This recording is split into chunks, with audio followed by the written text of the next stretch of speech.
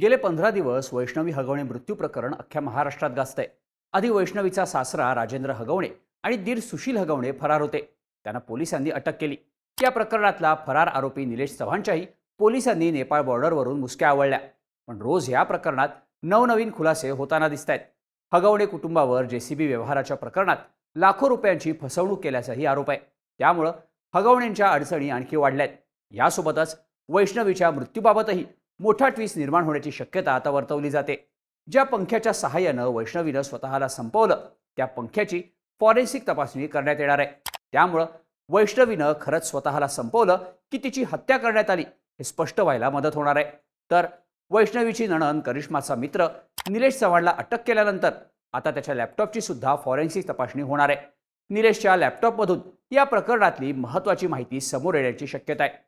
वैष्णवी हगवणे मृत्यू प्रकरणात सध्या काय काय घडतंय, हगवणे कुटुंब आणि त्यांचा साथीदार निलेश चव्हाण यांचा पाय आणखी खोलात कसा जातोय, साडी आणि पंख्यामुळे वैष्णवीच्या मृत्यूबाबत खुलासा कसा होऊ शकतो, जाणून घेऊया त्या व्हिडिओमधून। नमस्कार, मी शार्दूल आणि तुम्ही बघताय बोल भिडू। 16 मेला वैष्णवीचा राहत्या घरी संशयास्पद मृत्यू झाला। तिनं स्वतःला संपवल्याचं प्राथमिक तपासात समोर आलं होतं।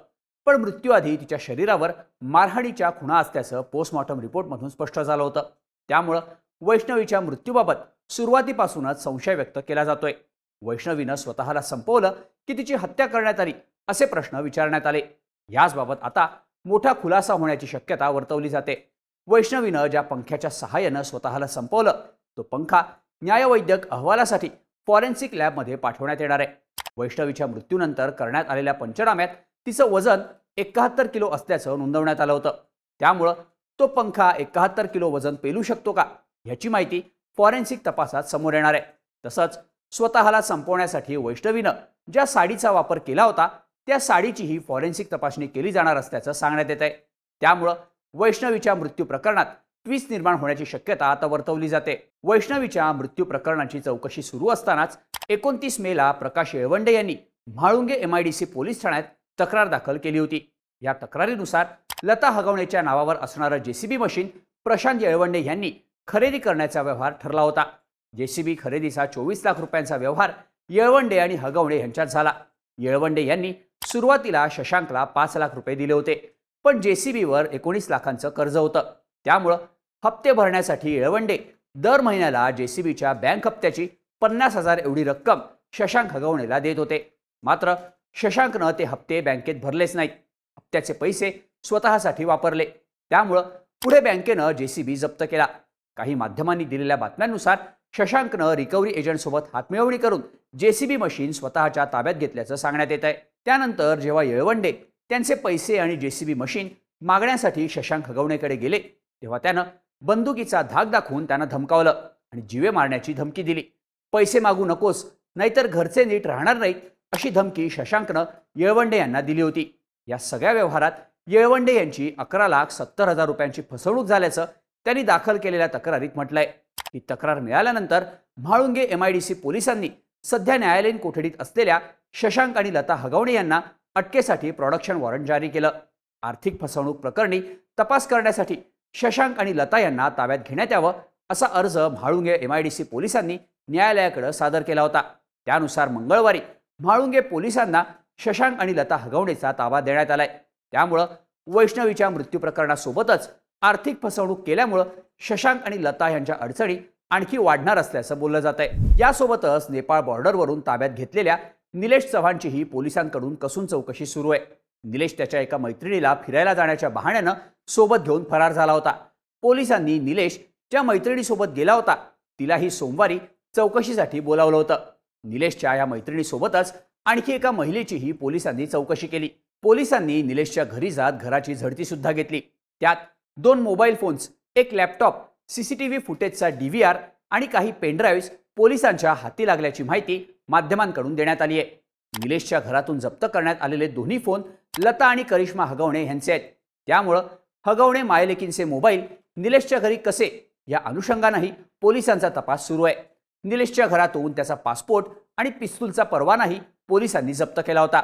निलेशच्या लॅपटॉपमध्ये काही व्हिडिओज असल्याचा संशय पोलिसांना आहे। त्यामुळं पोलिसांनी निलेशचा लॅपटॉपही फॉरेन्सिक लॅबमध्ये तपासणीसाठी पाठवलाय। याआधी निलेशच्या लॅपटॉपमध्ये बायकोसोबतच्या शरीरसंबंधांचे व्हिडिओ स्पाय कॅमेऱ्यानं रेकॉर्ड केल्याचं निलेशच्या बायकोला आढळून आलं होतं. त्यानंतर निलेशच्या बायकोनं त्याच्याविरुद्ध गुन्हा दाखल केला होता.